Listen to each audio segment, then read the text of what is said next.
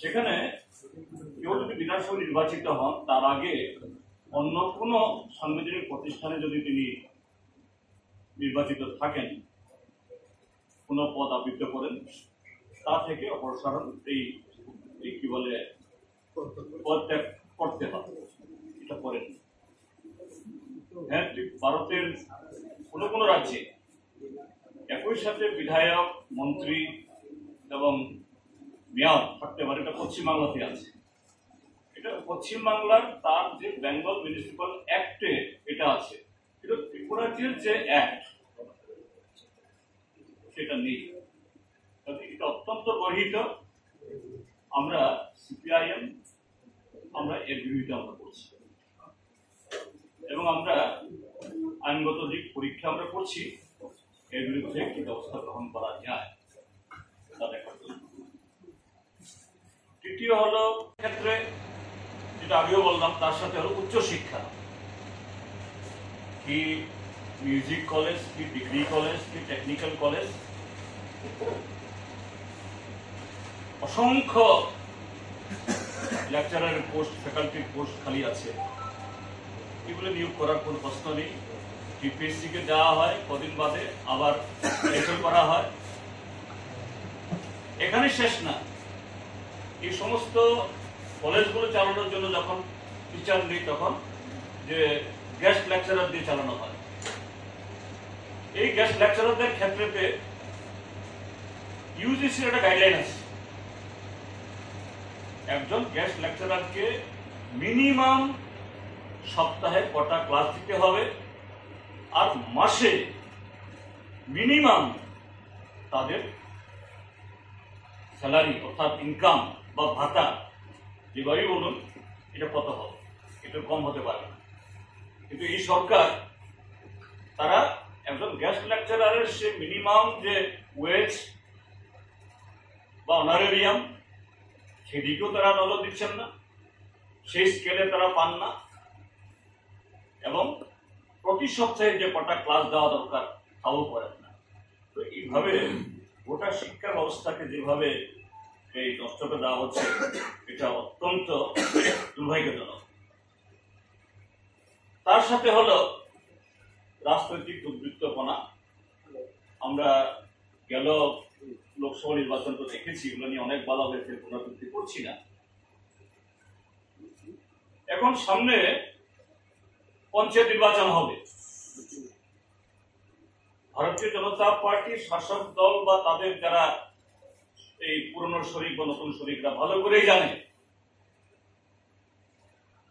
যে গত নির্বাচনে যে অবিশ্বাস্য ফলাফল তারা দেখিয়েছেন, একটা কি বলে গুজামিলের রেকর্ড তারা দেখিয়েছেন।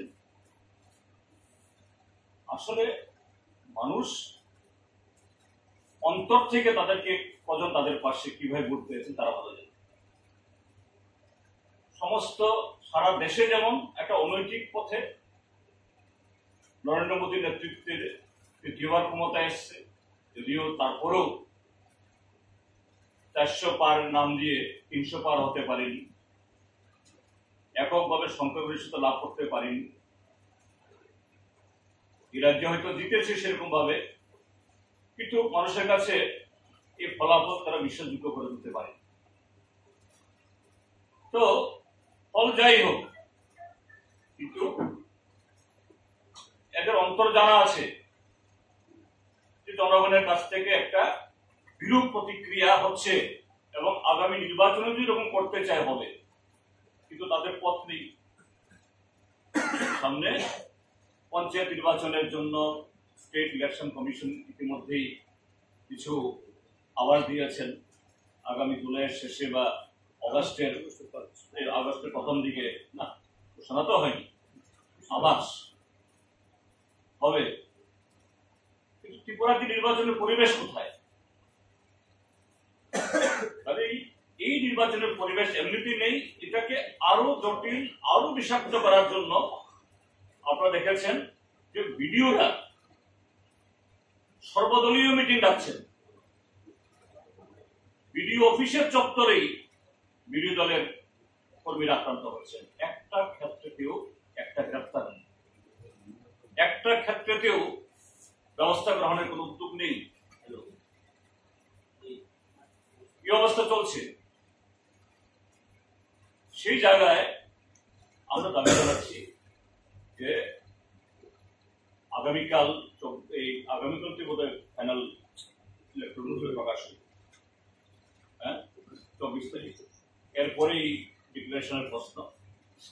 আমরা বলবো স্টেট ইলেকশন কমিশন এবং স্টেট অ্যাডমিনিস্ট্রেশনকে, আমি এ প্রসঙ্গে ইতিমধ্যেই মাননীয় মুখ্য সচিবকে একটা চিঠি দিয়েছি, ডিটেল উল্লেখ করে যে নির্ঘণ্টা ঘোষণা করার আগে এই পরিবেশটাকে সুস্থ করার, অবাধ এবং শান্তিপূর্ণ নির্বাচন করার একটা বাতাবরণ তৈরির উদ্যোগ হোক।